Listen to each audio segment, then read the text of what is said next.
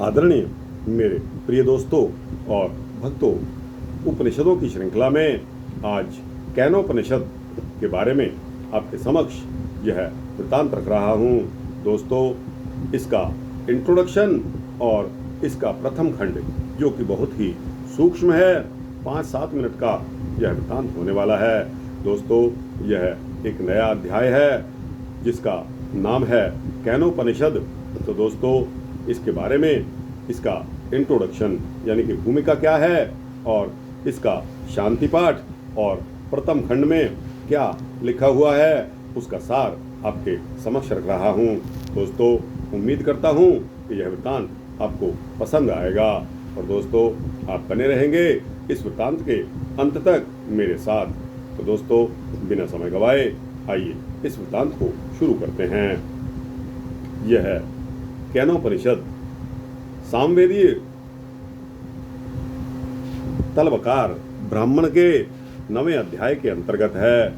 एक बार फिर सुनाता हूँ कि यह उपनिषद सामवेदीय तलवकार ब्राह्मण के 9वें अध्याय के अंतर्गत है। इसे तलवकार उपनिषद तथा ब्राह्मणोपनिषद भी कहा जाता है। दोस्तों, कैनोपनिषद का नाम ब्राह्मणोपनिषद भी इसको कहा जाता है। उपनिषद का प्रारंभ प्रश्न कैनशितम, यह जीवन किसके द्वारा प्रेषित है, यहाँ से हुआ है। इसमें उस केन यानी कि किसके द्वारा, केन का विवेचन होने से इसे कैनोपनिषद कहा गया है। सर्व प्रेरक उस पारब्रह्म की महिमा और उसके स्वरूप का बोध कराते हुए ऋषि ने स्पष्ट किया है कि कहने सुनने में ब्रह्म तत्व जितना सुगम है, अनुभूति में वह उतना ही दुरूह है, यानी कि इतना सुगम नहीं है कि जितना आप सोच रहे हैं। अगर इतना सुगम होता तो हर कोई फिर उसको प्राप्त कर लेता। प्रथम एवं द्वितीय खंड में गुरु शिष्य संवाद के रूप में सुंदर ढंग से उस प्रेरक सत्ता की विशेषताओं, उसकी अनुभूति तथा उसे जान लेने की अनिवार्य आवश्यकताओं का वर्णन बताया गया है। तीसरे और चौथे खंड में देवताओं के अभिमान और मान मर्दन के लिए यक्ष रूप में ब्राह्मी चेतना के प्रकट होने का उपाख्यान है। बाद में उमा देवी द्वारा प्रकट होकर देवों के लिए ब्रह्म तत्व का वर्णन किया गया है। अंत में पार ब्रह्म की उपासना के ढंग और फल का उल्लेख करते हुए ब्रह्म विद्या के संसाधनों के साथ उस रहस्य को जानने की महिमा का वर्णन है। तो दोस्तों, शांति पाठ आता है। ओम आप्यायन्तु ममांगनि वाक् प्राणचक्षु श्रोत्रमयो बलमिन्द्रियाणि च सर्वाणि सर्वं ब्रह्मोपनिषदम् माहं ब्रह्म निराकुर्यां मा ब्रह्म निराकरो दनिराकरण मत्स्वनिराकरणं मेस्तु तदात्मनि निरते या उपनिषत्सु धर्मास्ते मयु संतु ते मयि संतु। ओम शांति शांति शांति। हे परमात्मन, हमारे सभी अंग पुष्ट पुष्ट हों, हमारी वाणी प्राण नेत्र श्रोत्र बल और संपूर्ण इंद्रियां पुष्ट हों। यह उपनिषद प्रतिपादित ज्ञान ब्रह्म है, हम इसे अस्वीकार न करें, यह हमारा परित्याग न करे, हमारा इसके साथ अथवा इसका हमारे साथ अविच्छिन्न संबंध बन जाए। उपनिषदों में जो धर्म ज्ञान आदि वर्णित हैं वे हम में प्रविष्ट हो जाएं, हम में समविष्ट हो जाएं। विविध त्रिविध तापों की शांति हम में आ जाए। यह शांति पाठ है। दोस्तों, अब इसका प्रथम खंड क्या कहता है उसके बारे में एक सूक्ष्म वृत्तांत है, हार्डली 4-5 मिनट का होने वाला है। दोस्तों, इसको भी सुनते जाइए।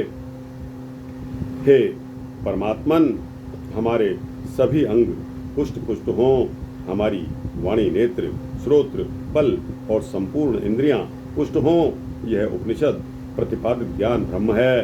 हम इसे अस्वीकार न करें, यह हमारा परित्याग न करे, हमारा इसके साथ और इसका हमारे साथ कोई अविच्छिन्नता संबंध न हो, अलग न हो। उपनिषदों में जो कि धर्म और ज्ञान आदि का वर्णन बताते हैं, वे हम में प्रविष्ट हो जाएं और हम में ही समाविष्ट हो जाएं, त्रिविध तापों की शांति हो जाए।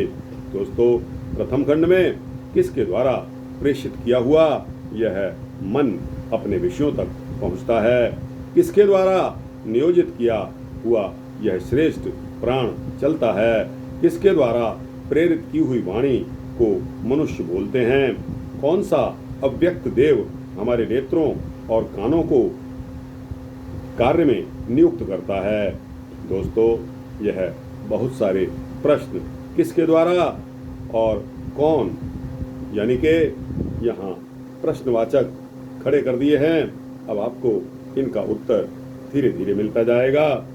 जो परमात्मा तत्व कर्ण इंद्रिय का श्रोत्र यानी कि श्रवण शक्ति है, मन का मन मनन क्षमता है, वागिंद्रिय की वाणी यानी कि वाक शक्ति, प्राण का प्राण संचालक है, चक्षु का चक्षु दर्शन क्षमता, अर्थात जो इन सभी का कारणभूत तत्व है, उसे जानने वाले धीर पुरुष जो चक्षु, श्रोत्र, मन आदि के आवेगों से उद्वेलित नहीं होते, इस लोक से जाते हुए अथवा जीवन मुक्त होकर अमर हो जाते हैं।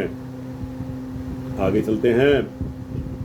वहां पारब्रह्म परमात्मा तक चक्षु आदि ज्ञानेंद्रियां, वाक आदि कर्मेंद्रियों तथा मन की भी पहुंच नहीं होती।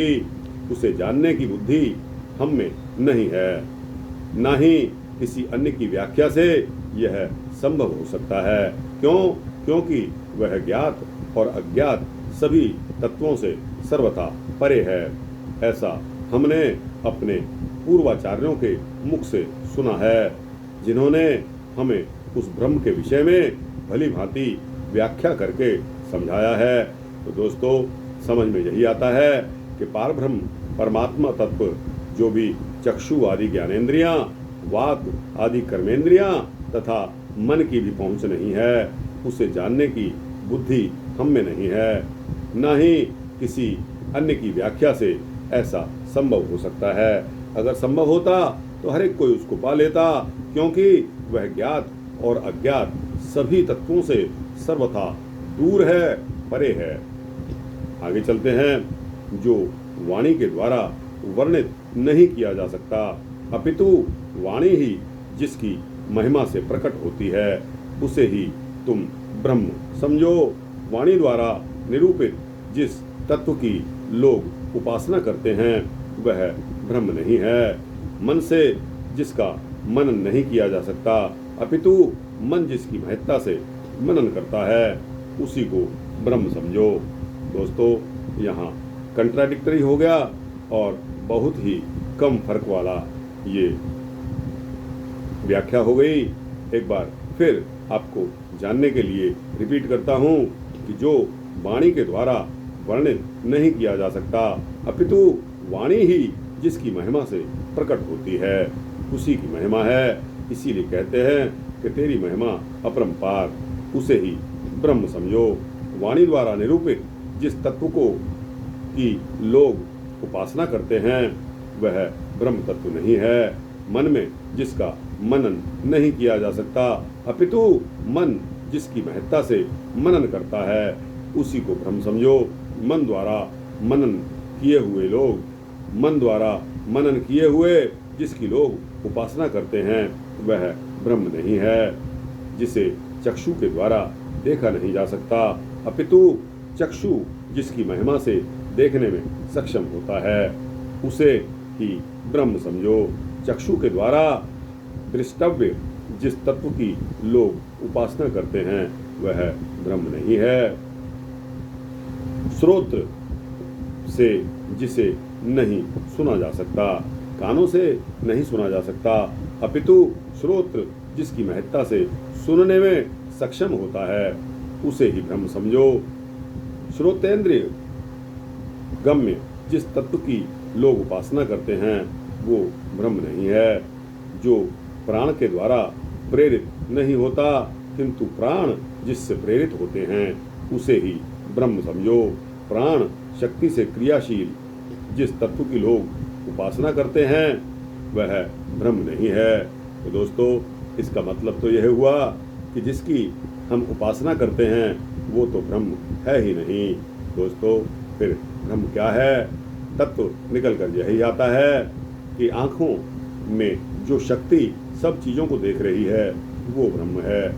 कान जो सब चीज़ों को सुन रहे हैं उस सुनने की शक्ति को ब्रह्म कहते हैं। दोस्तों दिमाग जो सोच रहा है उस सोचने की शक्ति को ब्रह्म कहते हैं। ये सब उस परमपिता परमात्मा द्वारा दिया हुआ है। जो ही हमारी मृत्यु होती है, मृत्युशैया पर हम जाते हैं, ये सभी चीज़ें समाप्त हो जाती हैं। तो दोस्तों यह प्रथम खंड कितना सुंदर और लुभावना रहा, ज्ञानवर्धक भी रहा। दोस्तों आपको कैसा लगा? अच्छा लगा हो तो इसको लाइक और शेयर करते हुए अपने दोस्तों, भक्तों, मित्रों, जिज्ञासुओं तक पहुंचाना। दोस्तों अपनी राय अवश्य दिया करिए। आपकी राय से मुझे एक तरह की एनर्जी मिलती है जिसके द्वारा मैं परिचालित होता हूँ। दोस्तों इसी तरह के आपको इस चैनल को अगर सब्सक्राइब करेंगे तो मेरे सब्सक्राइबर बढ़ते हुए मुझे खुशी होगी और इसी तरह अच्छे से अच्छे वृत्तांत बनाने के लिए मैं और ज़्यादा अपने आप को उत्सुक करूँगा। दोस्तों यह वृत्तांत यहाँ समाप्त होता है। उस परमपिता परमात्मा, उस ब्रह्म की सदा ही जय हो।